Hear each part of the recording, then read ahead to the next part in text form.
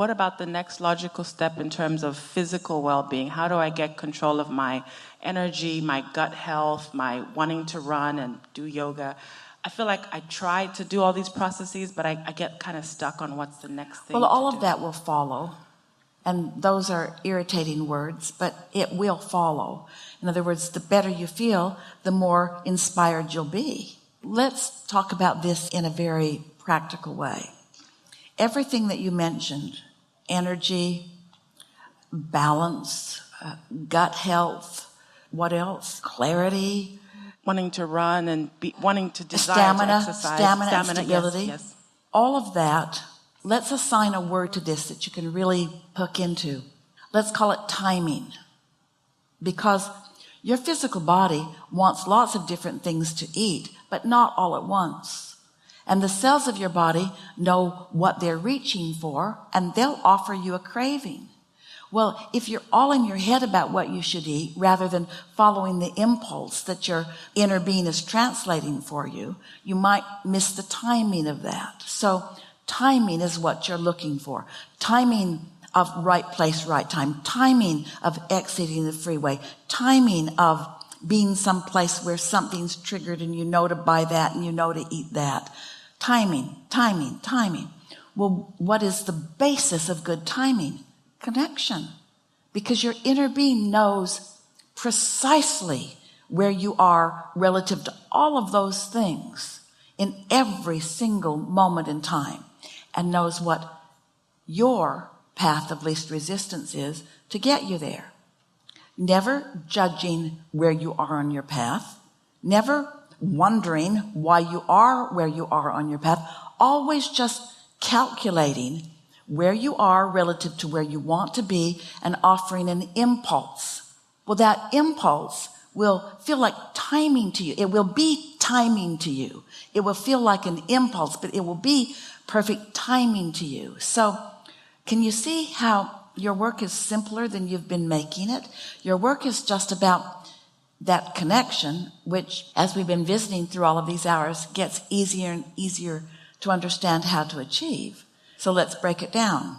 I want all of those things. I want stamina and clarity and endurance and physical health and well-being and, which is to say, I want timing, which is to say, I want connection, which is to say, I want to feel good, which is to say, I want to be aware of how I'm feeling, which is to say, I understand this perfectly. You do understand it perfectly. We're just going to say there are a whole lot of people clamoring at you with a whole lot of information who are on the bottom half of the emotional scale, looking at that problem and that problem and that problem and that problem and that problem, calibrated to a problem, thinking that they can give you a solution. All they can do is stir up the trouble. And so what trust is, what faith is, what inspiration is knowing who's got the answers for you. And it's not anybody else.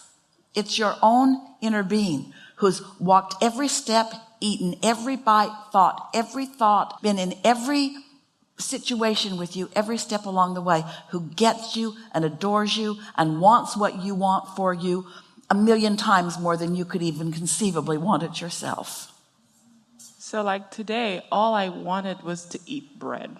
And I just sat with my friend and I just ate bread all day. But the back of my mind was, well, you did a bet for weight loss and you spent all this money and you have a weigh-in the day after the cruise. And, yes, you should follow your impulse to eat the bread because you're on this cruise, but what do I do? Well, here's the thing. Esther remembers meeting this lovely woman who was having a meal. She and her husband were having a meal with Jerry and Esther. And she ate everything twice. She had 2 entrees, 2 desserts, big old wonderful coffee thing with everything in it. And Esther said to her, how do you eat like that and look like that? And she said, food is my friend. Well, because food is her friend, it never gets in her way. So she's inspired. Do you know people who do all the things you've decided that you shouldn't do and still thrive. Well, what is up with that? There must be something else going on. There must be something else going on. Metabolism is the greatest mystery on this planet. There are people putting so much into their motion and energy expenditure and not getting the results that they want. And there are people starving themselves and not getting what they want. And there are people who are not making such a big deal out of all of that, who are not coming from the bottom half of the chart, who have not made everything they eat their enemy. There's a book written about everything. You shouldn't eat anything if you really want to get it right on this planet. You shouldn't eat those carbs, and you shouldn't eat those gut-punching tomatoes. You should never eat that sugar stuff. And your inner being is saying, eat some of that, eat some of that, eat some of that. Do you know? We're going to upend all of you. The satisfaction factor in food is the biggest factor that it is. And humans have replaced the satisfaction factor with the guilt factor. And that doesn't mean go crazy and eat something until you're sick. It means have some of it and enjoy it and feel satisfied from it. And your body will find its balance. There's energy in food. There's energy in bread. You almost said a contradictory thing. You said, I want stamina and I don't want to eat bread. And those two things don't make any sense to the cells of your body who are saying, eat some, eat some, eat some, eat some. You're saying, no, I need you to run the marathon on water. So do I just let go of the fact that I have this way in after the cruise and not worry about whether yeah? Calibrating. Mark has taught Esther so many things. Mark is Esther, she calls him her IT guy, but she's really his everything she needs to know guy about everything. Can you remember where that pipe is buried? Did you take a picture when they were building that building? In other words, he's resourceful on lots of subjects. But he has taught her relative to computer business. Let's just do one thing at a time. Let's not upgrade the operating system the same day that we redo the internet, the same day that we get a new application that's never been in your computer before and introduce new fonts into the system. Because when the computer goes nutso, if you've done all of those things, you don't know what caused it. But if you just did one thing and you got a reaction to it, then you know more clearly where you're at. Does that make sense to you? And so your physical body is the same way. As you find yourself on the upper half of the chart feeling pretty good, introduce something into the equation and then pay attention to how it factors in. How does it feel emotionally? Well, it feels guilty. Well, that doesn't have anything to do with it. That's the trend.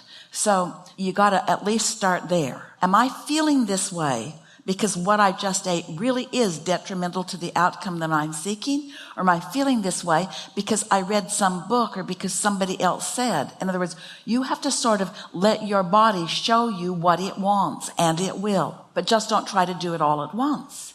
And so it's oh, so far so good. Well, now how about this? Oh, so far so good. You have an intelligent body with trillions of cells that know exactly what they want. And they are communicating with your inner being, with that energy stream, with non-physical energy stream. If you stay out of the way of it, which means if you stay not much on the lower half of the scale and mostly on the upper half of the scale, your body will teach itself the cooperative components. When we talk about cooperative components in the vortex, imagine the cooperative components of the food combining that you do. There are a lot of ways to make protein in your body without eating meat. Not that there's a problem with eating meat. It's a quicker way to get to protein. But there are combinations of food that will produce some of what you need relative to that, some of what you need relative to that. How many people do you know that are off on this tangent and then this one and then this one and then this one and then this one and then this one and then this one? programming yourself to think that nothing works, when the truth of it is, everything works. And your inner being knows the timing of it, you see. So give yourself a break. We're not saying go crazy. Don't pick the 2 or 3 things that you've decided that aren't good for you and load up on them. That's not what we're talking about. We're talking about eating intuitively, and don't rule out the satisfaction factor. Because if you don't let yourself be satisfied, then you're in that craving mode all the time, which is not allowing your body to utilize what you are eating with any form of effectiveness. There are people who thrive on very different things than you would think. And there are people that are suffering on the best food that's available to them. And it's not about what they're eating. It's about how they feel before they eat it.